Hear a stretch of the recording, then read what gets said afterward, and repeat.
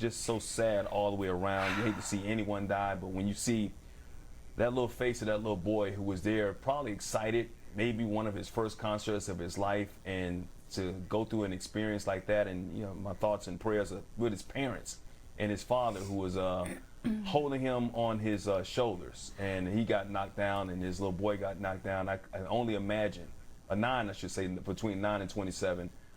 Imagine what he is going through and the grief that he has right now, having lost his little boy after such a tragic state of affairs. Can't imagine it. I can't imagine it. I don't want to imagine it. You think you're doing something beautiful for your son, a dream come true to take him, I'm sure, to this concert, to be there with him. But what you've really done is led your son into what would lead to his final moments. It's disgusting. And we had reporting, Mike, about what's on the tickets, the disclaimer that's on a lot of tickets, you know, your own risk, assume whatever. And that to beat that threshold, the concert promoters, Live Nation, Travis Scott, that the victims and their families, their estates would have to show gross negligence. For people today, and I hate to see any man go through this, let alone a black man, and I am unapologetic in what I just said for all the things that America represents. That said, Travis Scott is not my concern.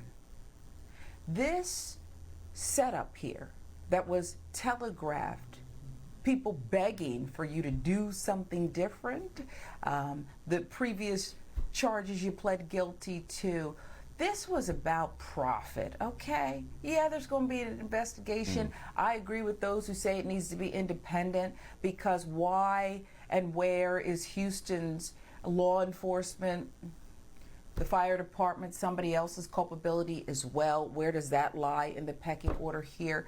To be herded in like cattle, $300 prices, we had reporting on that. The prices skyrocketed. This is sick. That little boy should be here. This isn't an accident. And I'm real clear about accidents versus willful misconduct that leads to a catastrophe. And that's what we have here.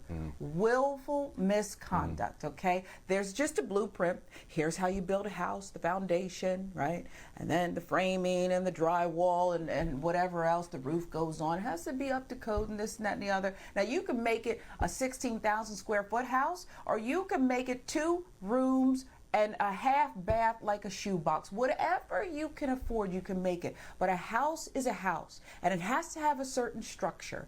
And this concert and the way it was structured is sick. The finances, right? I heard one of the artists, maybe it was Rich, say he was going to give his money to the victims. I've yet to hear now Travis Scott is going to give some money to the victims. Let's be clear about that.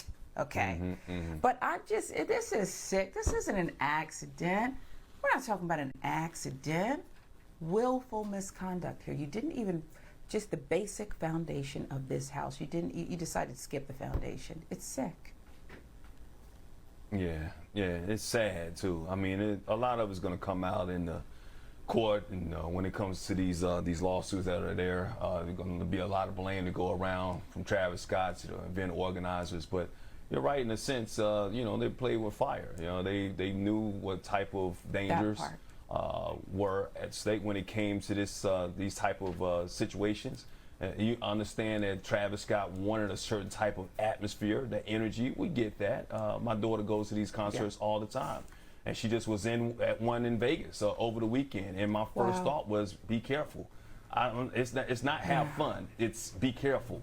I'm scared, because this isn't the only type of concert. Travis Scott's concert, Astroworld's not the first time this has happened at a concert. But once again, you continue to play with fire. You keep getting warnings. You get warnings. And eventually, this is going to happen. And unfortunately, this has happened where 10 people who, like you always say, should be here, are no longer here, and their families are going to have to deal with that. And there's not enough money in the world that will ever be able to replace those souls, those bodies those memories, everything that they have that they brought to the table on the face of this earth, you won't be able to bring them back. So what do we learn from this moving forward? Outside of the lawsuits, where do we go from here? That's the major question that people need to know and need to start answering right now. And how do we change things? Because this happened now, it can happen in the future unless things change. And I'm not just talking about coming out of Travis Scott's pockets and money and paying off and paying for funerals. Things have to change. Regulations have to be put in place so no tragedy like this will ever happen, not only in this country, but around the world ever again. I think you're right. Ezra dying, a 9-year-old little boy, sweet face, can't look at that picture, dying, and so many others dying, injured. I think somebody has to go to jail. I think somebody has to go to jail.